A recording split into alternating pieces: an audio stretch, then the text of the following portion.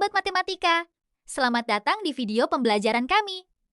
Pada kesempatan kali ini, kami akan membahas 6 soal pembuktian matematika yang mencakup berbagai konsep mulai dari pembuktian sifat bilangan prima, bilangan bersahabat, pembuktian geometri, pembuktian irasionalitas akar bilangan prima, hingga pembahasan mengenai filsafat matematika. Setiap soal akan dijelaskan secara runtut dan sistematis agar mudah dipahami. Semoga video ini dapat menambah wawasan dan membantu kita semua dalam memahami konsep pembuktian dalam matematika. Selamat menyaksikan!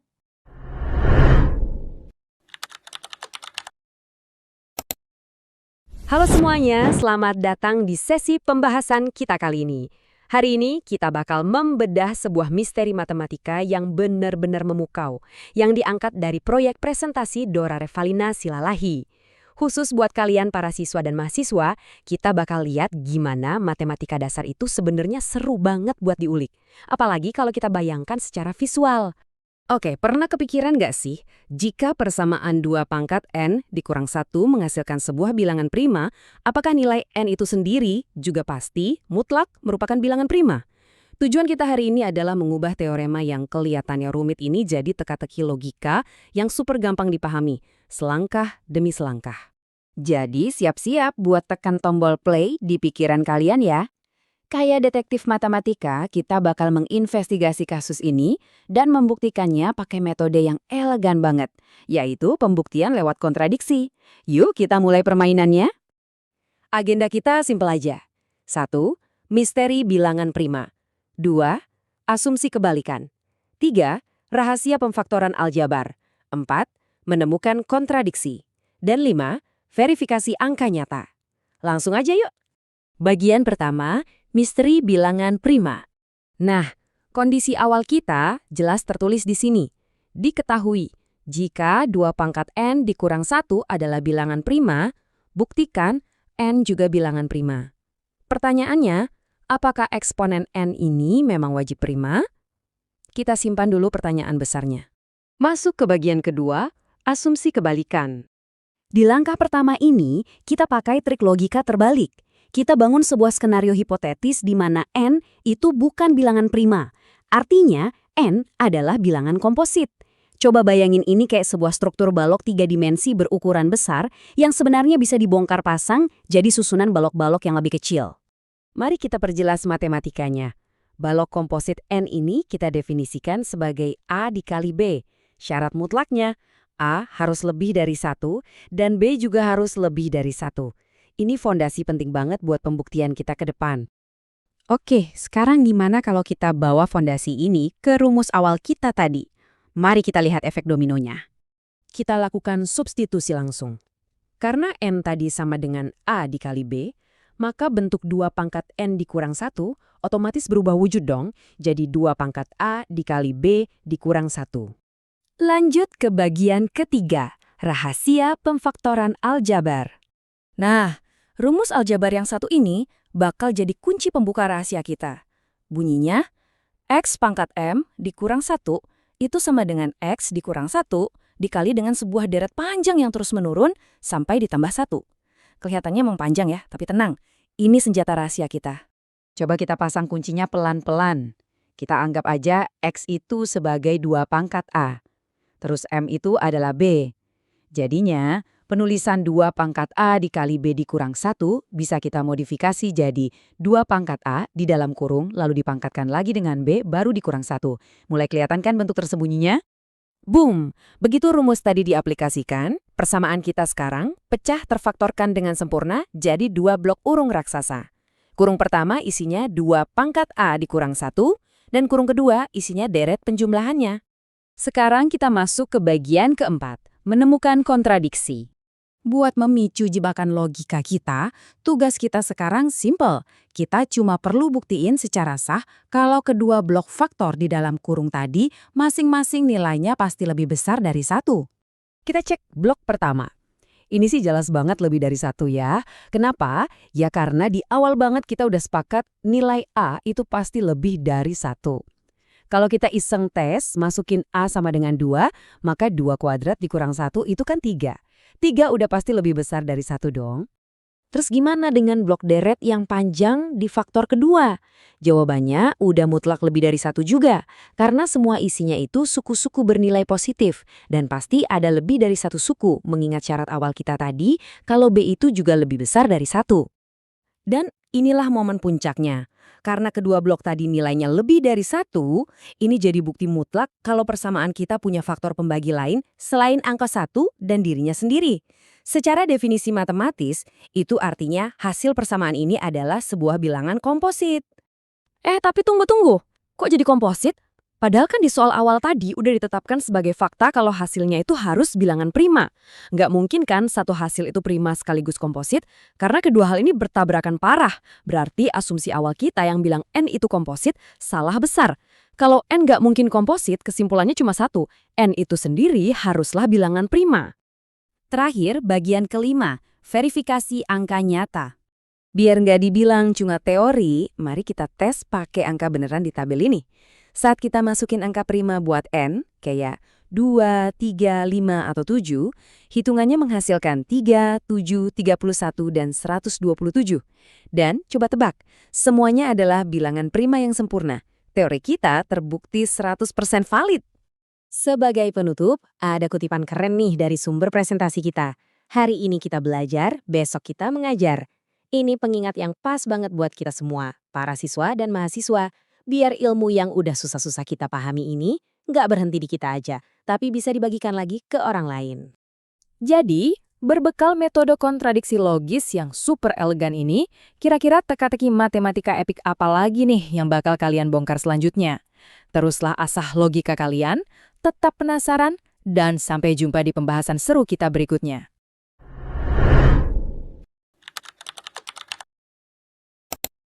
Halo semuanya, selamat datang di pembahasan kita kali ini. Langsung aja nih, kalian pernah kepikiran nggak kalau angka itu bisa bersahabat?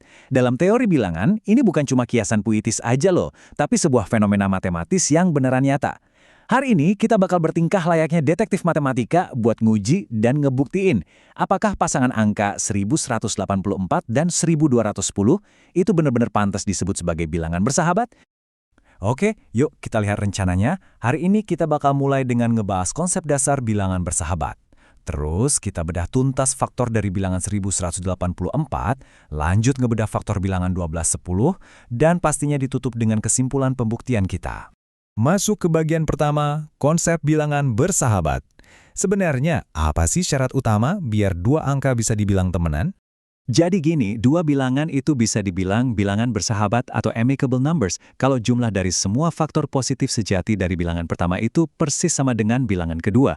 Dan ini harus berlaku sebaliknya juga ya. Secara matematis, rumusnya itu sigma n dikurangi n harus sama dengan m, dan sigma m dikurangi m harus sama dengan n. Nah, kuncinya ada di kata sejati. Artinya, kita ngejumlahin semua faktor pembaginya, kecuali angka aslinya itu sendiri. Buat ngebuktiin apakah dua angka ini beneran kali besti atau enggak, kita bakal pakai 3 langkah metodologi yang simple banget. Langkah pertama, faktorisasi prima. Ini ibaratnya kita ngebongkar angkanya jadi blok-blok dasar penyusunnya. Langkah kedua, kita pakai blok-blok tadi buat nyari semua faktor sejatinya. Dan langkah ketiga, tinggal kita jumlahin aja semuanya. Gampang kan? Yuk kita langsung praktek. Bagian 2, membedah faktor bilangan 1184. Kita mulai dari tersangka pertama kita nih. Sesuai langkah pertama tadi, kita pecah angka 1184 pakai faktorisasi prima. Kalau angkanya kita bagi terus-menerus, kita bakal nemuin kalau 1184 itu tersusun dari angka 2 yang dikalikan dengan dirinya sendiri sebanyak 5 kali, terus dikali lagi sama bilangan prima 37. Jadi formasinya adalah 2/5 dikali 37. Atau, biar otak kita lebih gampang ngebayanginnya, 32 dikali 37. Nah, yang menarik banget nih, buat memetakan semua kemungkinan faktornya dengan super rapi, kita bisa menjajarkan angkanya ke dalam dua kelompok. Di satu sisi, kita punya deretan pangkat 2, mulai dari 2 pangkat 0, yaitu 1, terus 2, 4, 8, 16, sampai 32. Terus di sisi lainnya, masing-masing angka tadi tinggal kita kalikan sama 37. Ini tuh cara sistematis banget buat mastiin gak ada satupun faktor pembagi yang terlewat. Dari pemetaan tadi, dan setelah menggabungkan semua hasil perkaliannya, kita dapat daftar lengkap faktor positifnya. Tapi, Tunggu dulu. Ingat aturan emas kita di awal tadi kan? Kita cuma nyari faktor sejati. Berarti angka 1184 itu sendiri harus mutlak kita coret dari daftar. Jadi barisan faktor sejati yang tersisa buat kita hitung adalah 1, 2, 4, 8, 16, 32, 37, 74, 148, 296, dan 592. Sekarang kita sampai di momen penentuan.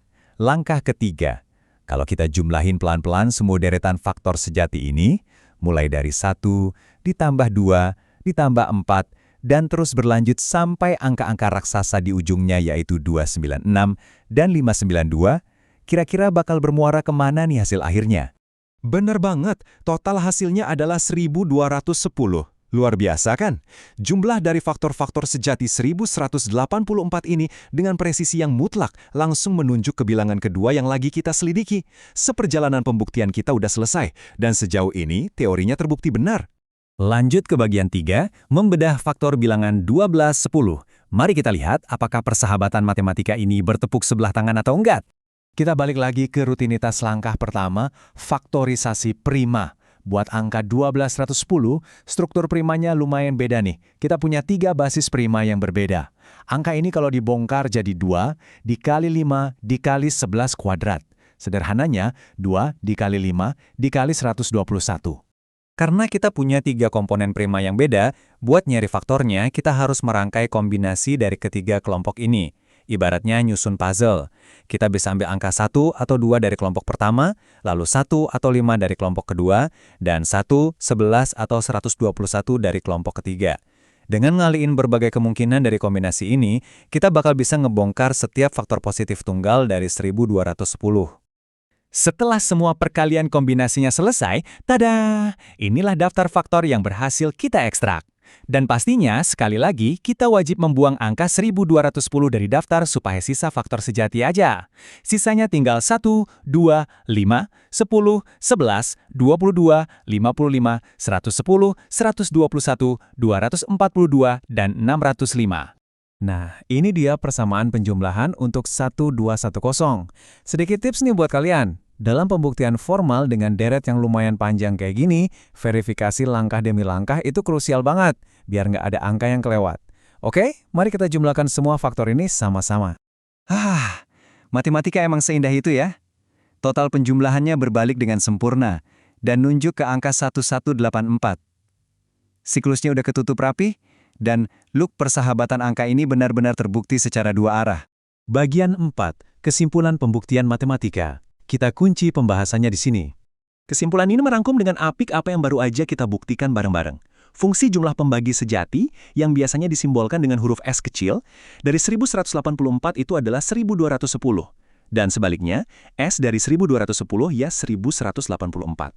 Ini adalah representasi sempurna dari sebuah hubungan timbal balik yang saling mengunci rapat. Jadi, berdasarkan logika dan hitung-hitungan yang udah kita bangun dari awal tadi, kita akhirnya bisa mendeklarasikan pernyataan resmi ini. Karena jumlah faktor sejati dari masing-masing bilangan tepat sama dengan bilangan pasangannya, maka terbukti tanpa keraguan sedikit pun bahwa 1184 dan 1210 adalah pasangan bilangan bersahabat. Hipotesis kita valid 100%. Misi kita hari ini sukses besar. Tapi, sebelum kita udahan, saya mau ninggalin satu pemikiran buat kalian. Pasangan 1184 dan 1210 ini yang ngomong-ngomong secara luar biasa ditemukan oleh seorang remaja berusia 16 tahun bernama B. Niccolo I. Paganini pada tahun 1866, itu kan cuma satu contoh aja. Pertanyaan besarnya buat para matematikawan sampai detik ini adalah, apakah pasangan angka bersahabat kayak gini itu jumlahnya terbatas? Atau jangan-jangan ada tak terhingga pasangan yang masih bersembunyi di alam semesta matematika menunggu buat kita temuin? Wah, bikin penasaran banget kan? Teruslah bereksplorasi, teruslah bertanya, dan terima kasih udah ikut bedah angka di pembahasan kali ini. Sampai jumpa di Misteri Matematika berikutnya.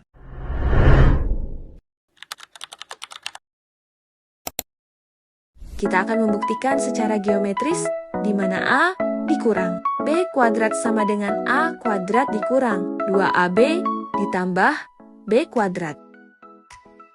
Pertama, kita akan mengambil sebuah persegi besar dengan sisi A. Setelah itu, kita akan membagi setiap sisi menjadi dua bagian yang tidak sama panjang. pada bagian pertama sisinya sepanjang A dikurangi B, dan untuk bagian kedua sisinya sepanjang B. Garis pembagi ini membentuk 4 daerah di dalam persegi besar. Kita bisa melihat untuk daerah pertama yaitu persegi besar posisinya ada di pojok kiri atas dengan ukuran A kurang B dikali A kurang B. Maka luasnya sama dengan A kurang B kuadrat. Lalu pada daerah kedua yaitu persegi kecil. Posisinya ada di pojok kanan bawah dengan ukuran B dikali B. Maka luasnya sama dengan B kuadrat. Untuk daerah ketiga yaitu persegi panjang pada posisi kanan atas dengan ukuran B dikali A kurang B. Begitupun sama pada daerah keempat yaitu persegi panjang pada posisi kiri bawah dengan ukuran A kurang B dikali B. Nah, sekarang kita akan membuktikan di mana luas total persegi besar akan sama besar dengan jumlah keempat daerah.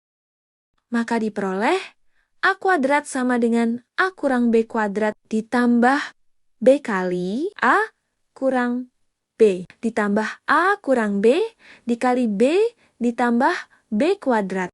Setelah itu, kita gabungkan dua persegi panjang yang sama.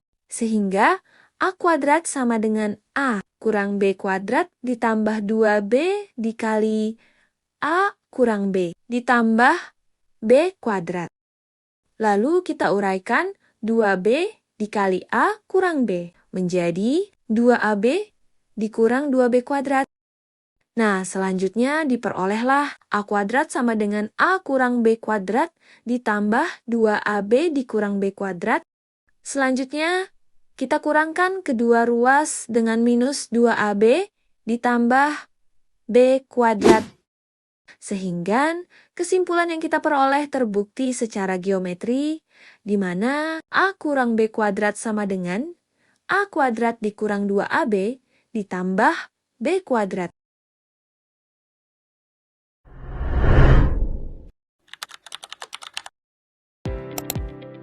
Oke, video selanjutnya, kita akan membahas pembuktian bahwa jika P merupakan bilangan prima, maka akar dari P adalah bilangan irasional. Pembuktian ini akan dilakukan menggunakan metode kontradiksi atau pembuktian tidak langsung. Pada pembuktian ini, kita akan membuktikan bahwa jika P merupakan bilangan prima, maka akar dari P adalah bilangan irasional. Pembuktian yang digunakan adalah metode kontradiksi, atau yang dikenal juga sebagai bukti tidak langsung.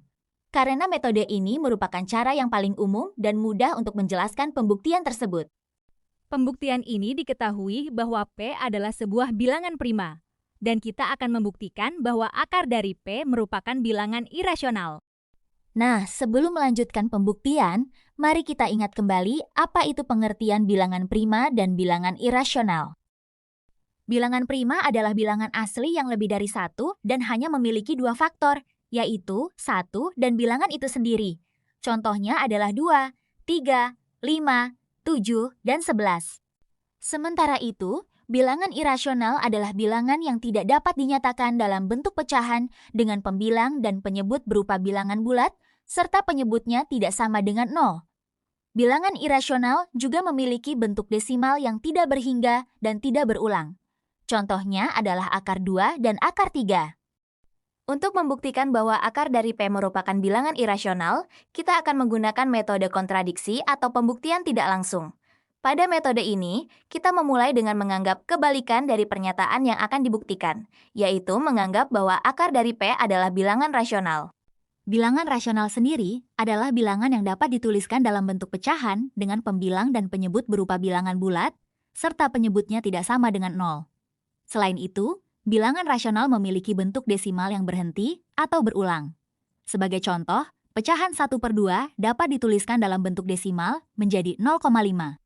Oleh karena itu, berdasarkan sifat bilangan rasional, kita dapat menuliskan akar dari pi dalam bentuk pecahan paling sederhana, yaitu akar dari pi sama dengan A per B, dengan A dan B merupakan bilangan bulat, B tidak sama dengan 0, dan faktor persekutuan terbesar antara A dan B sama dengan 1.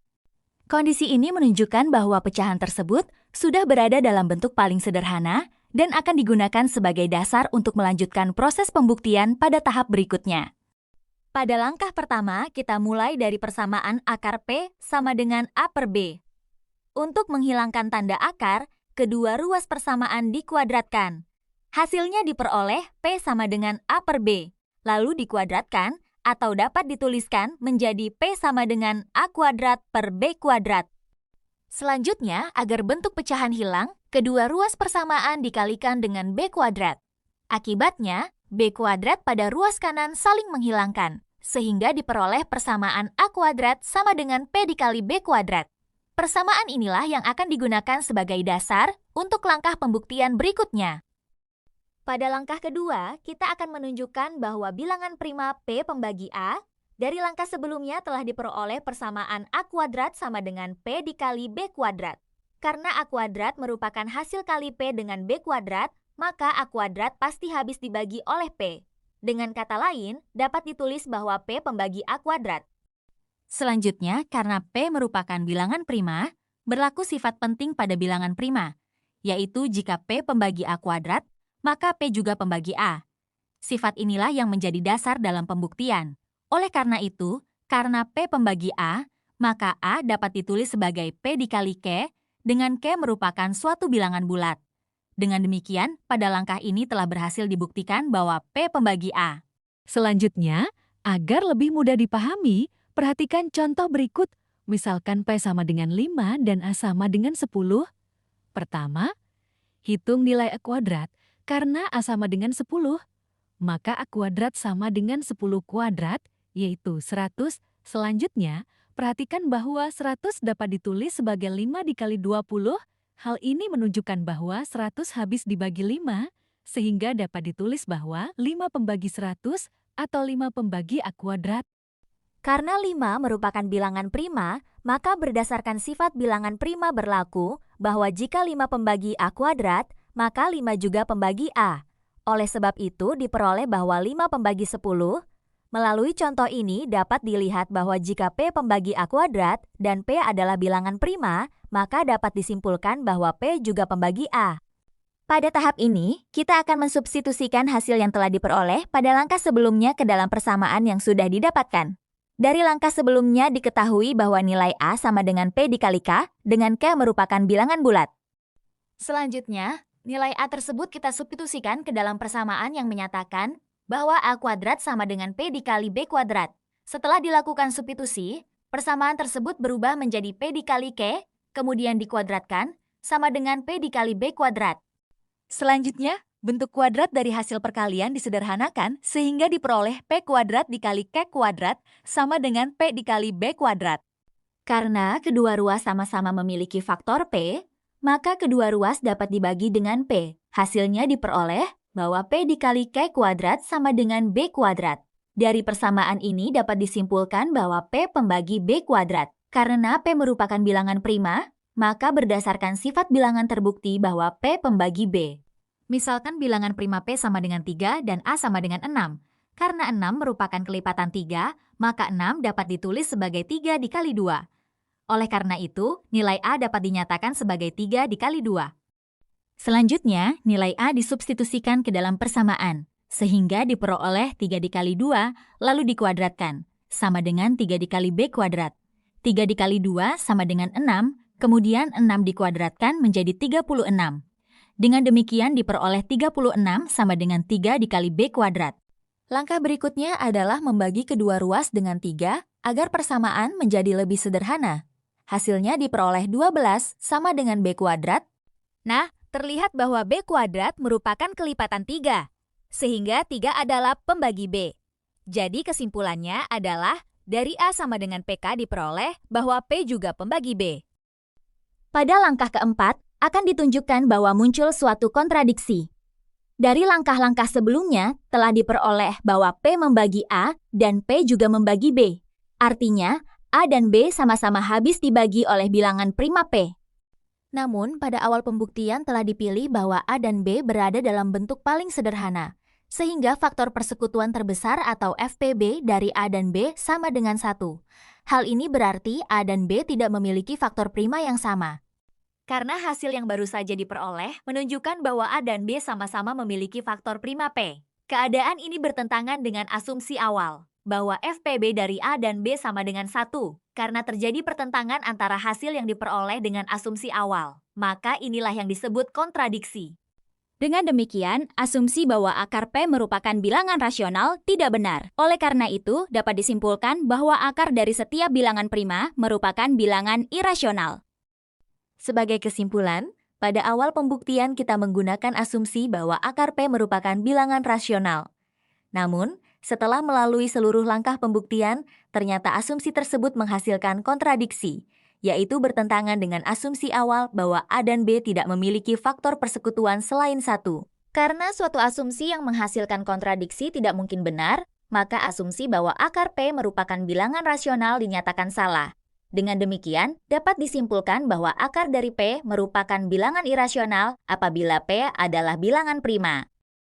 Demikian pembuktian akar P, yaitu bilangan adalah bilangan irasional.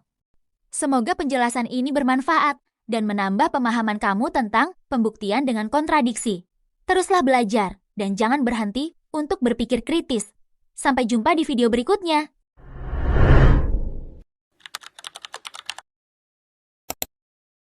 Buktikan jika P bilangan prima, maka P pangkat N adalah bilangan tak sempurna. Sebelum kita menyelesaikan soal tersebut, terlebih dahulu kita harus tahu apa itu pengertian dari bilangan sempurna. Bilangan sempurna adalah bilangan yang jumlah faktor positifnya selain dirinya sendiri sama dengan bilangan tersebut. Contohnya 6, faktornya sama dengan 1, 2, 3, dan 6.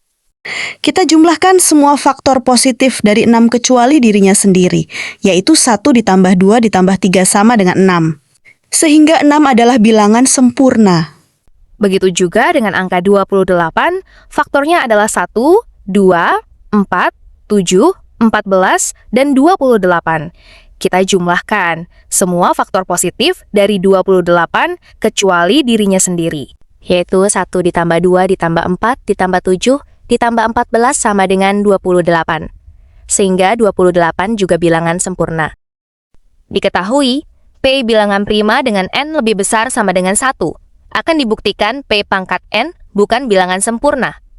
Pembuktian, faktor-faktor positif dari P pangkat N adalah 1, P, P kuadrat, seterusnya sampai P pangkat N kurang 1, dan dirinya sendiri yaitu P pangkat N.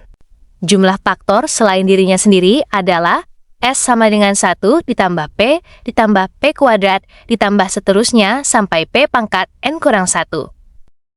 1 ditambah P kuadrat ditambah P pangkat 3 ditambah seterusnya sampai P pangkat N kurang 1, ini merupakan deret geometri.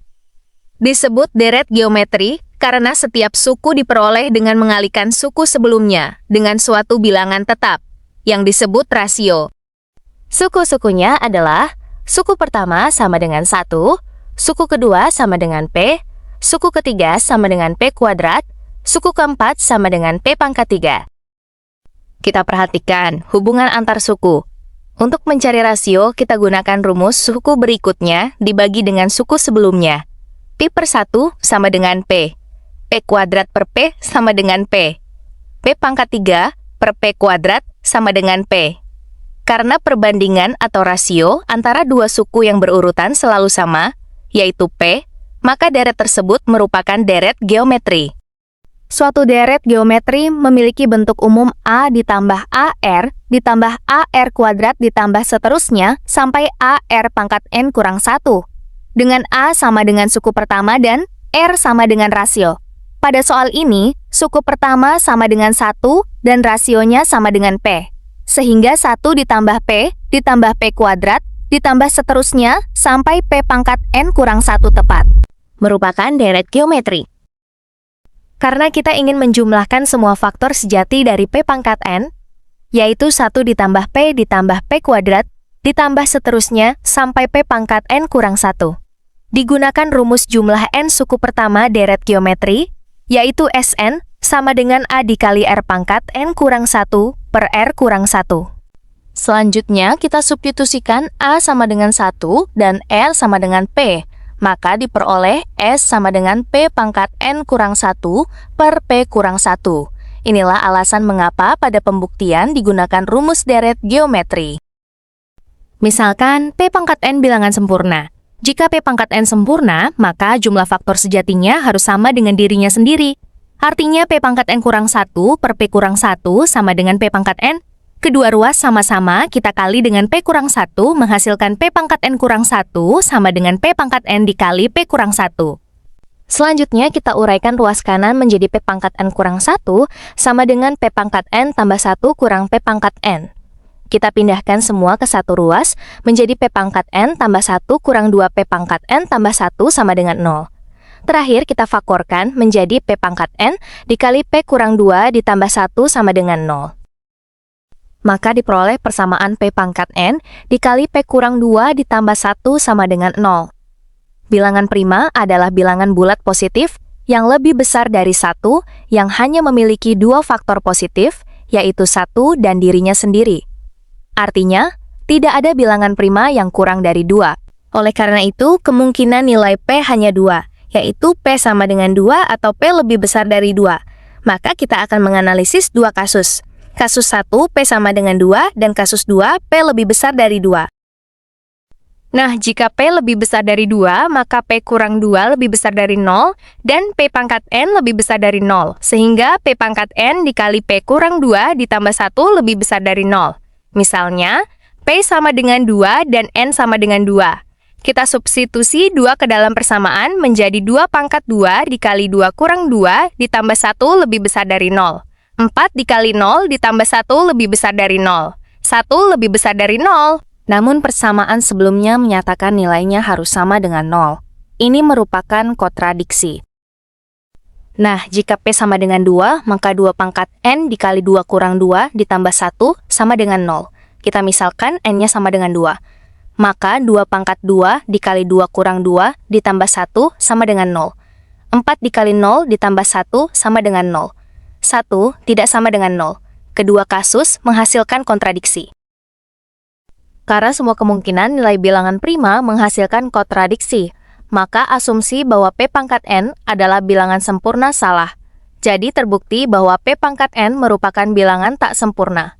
Maka dapat disimpulkan bahwa P pangkat N bukan bilangan sempurna untuk setiap bilangan prima P. Dengan kata lain, P pangkat N adalah bilangan tak sempurna. Ini merupakan tabel pembuktian bahwa P pangkat N bukan bilangan sempurna.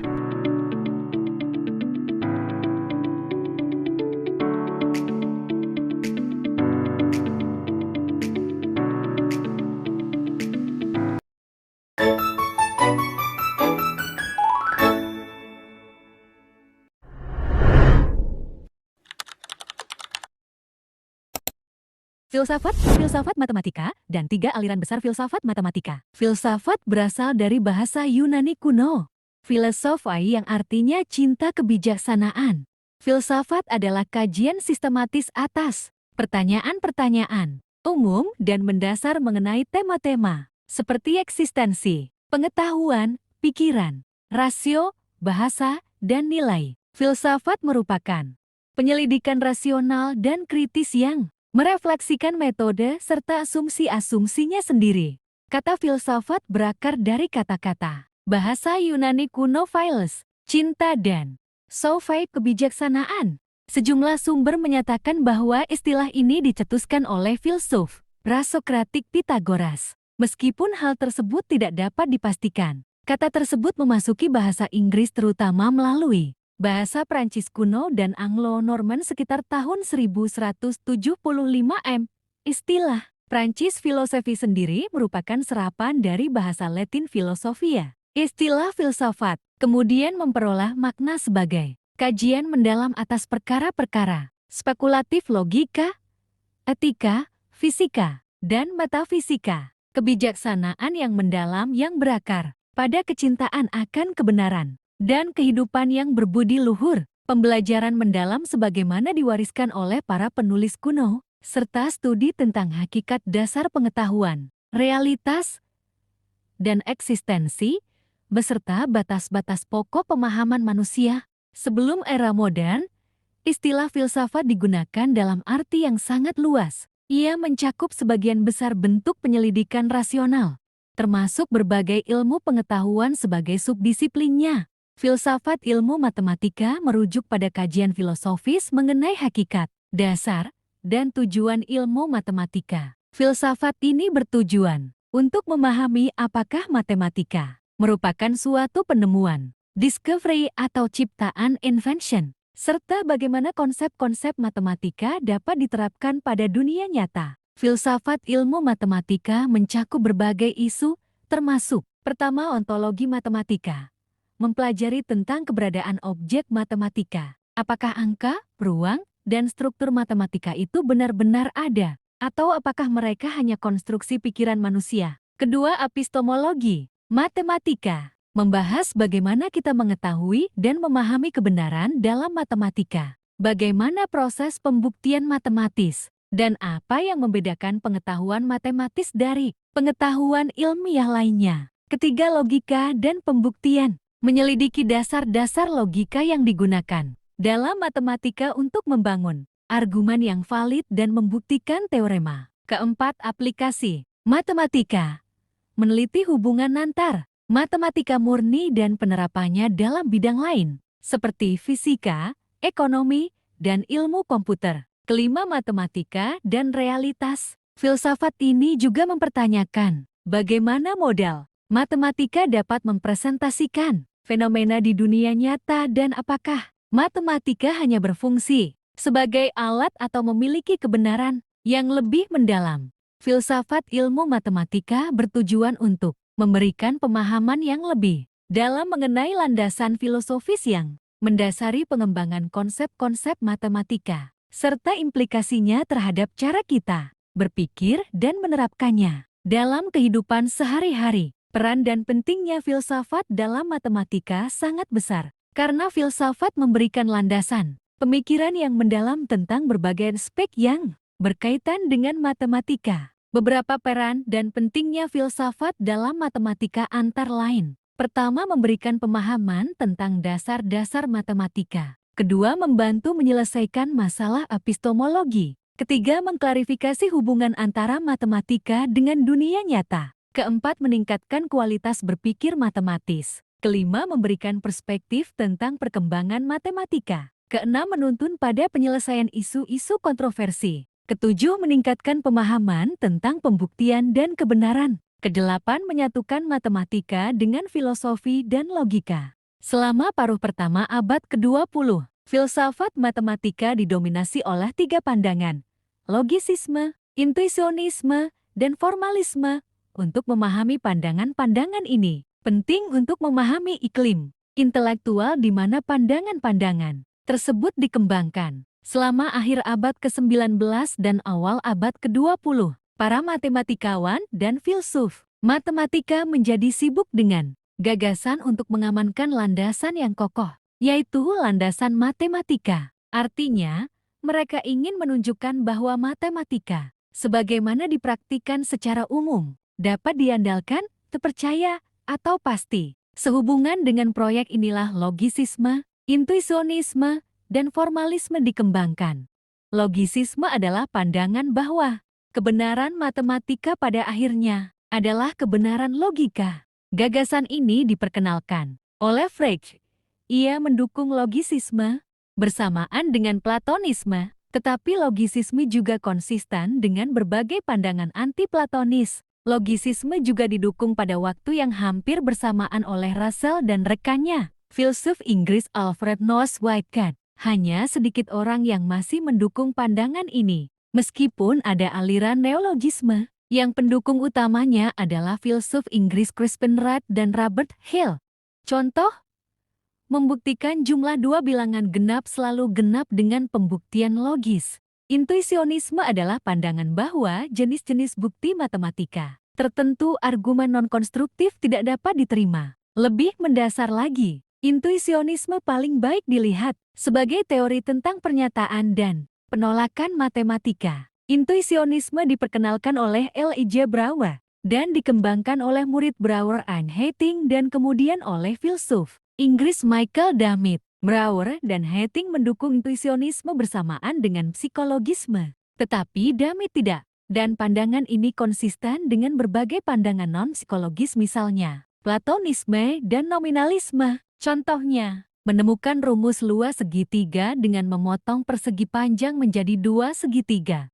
Formalisme menyatakan bahwa kalimat-kalimat matematika biasa yang tampaknya berkaitan dengan hal-hal seperti angka sebenarnya berkaitan dengan kalimat dan teori matematika. Dalam pandangan ini, 4 adalah genap. Tidak boleh diartikan secara harfiah bahwa angka 4 adalah genap, tetapi kalimat 4 adalah genap mengikuti dari aksioma aritmatika. Formalisme dapat dianut secara bersamaan dengan Platonisme atau berbagai versi anti-Platonisme, tetapi biasanya digabungkan dengan nominalisme. Formalisme matematika dikembangkan oleh Haskell Curry, yang mendukungnya bersamaan dengan semacam nominalisme. Contoh, menyelesaikan persamaan. 3 kali 5, 200, 3 kali 5, 200, 3 kali 5 sama dengan 20. Dengan mengikuti aturan operasi aljabar,